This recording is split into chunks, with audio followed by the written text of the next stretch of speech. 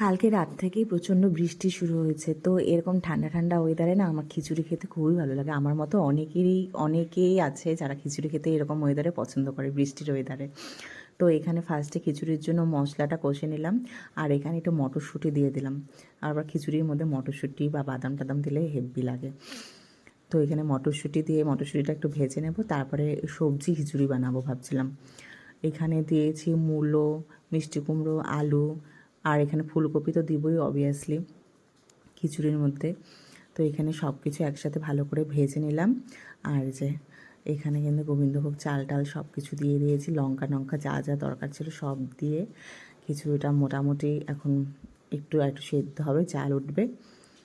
আর নামানোর আগে তো দিতে হবে ঘি, আর এই যে ধনেপাতা কুচি, আর একটু সামান্য চিনি দেবো, একটু মিষ্টি মিষ্টি ভাব আসবে, ভালো লাগবে। আর খিচুড়ির সাথে ওদেরকে পাঁপড় ভাজা করব, বেগুন ভাজা, আর আচার তো আছেই। আর বৃষ্টির দিনে হেব্বি একদম জমে গেল খাবারটা।